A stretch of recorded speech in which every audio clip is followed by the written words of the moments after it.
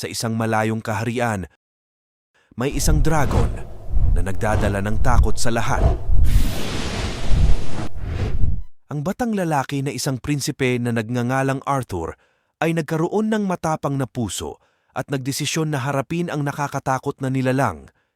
Isang gabing may malakas na kidlat at kulog, lumabas si Prinsipe Arthur patungo sa lugar ng dragon.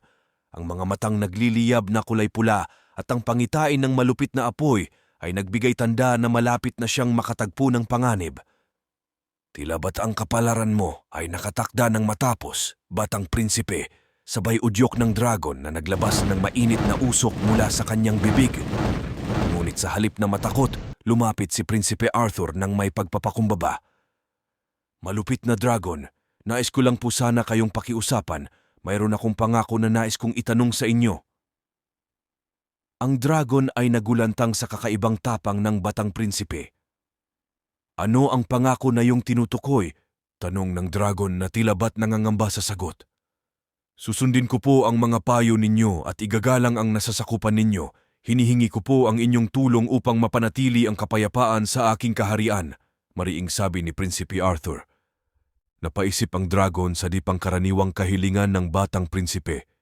Ngunit sa bandang huli, napagdesisyonan ng dragon na bigyan ng pagkakataon si Prinsipe Arthur. "Sa ilalim ng isang kondisyon, batang prinsipe, ipakita mo sa akin ang tunay mong tapang at pagmamahal sa kapwa." Sabay paglipad ng dragon patungo sa kalangitan. Nang sumiklab ang laban sa kaharian, si Prinsipe Arthur ay nagtangkang manindigan at ipagtanggol ang mga tao.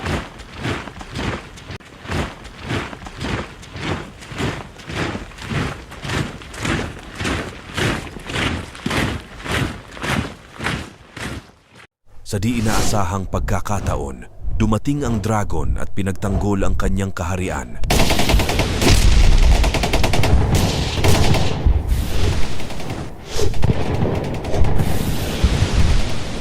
Sa tulong ng mapaminsalang nilalang, nagtagumpay si Prinsipe Arthur na mapanatili ang kapayapaan.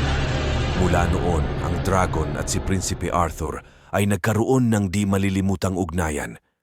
Ang dating nakakatakot na nilalang ay naging tagapagtanggol na kasama ng batang prinsipe at ang kaharian ay umunlad sa ilalim ng kanilang pagsasama.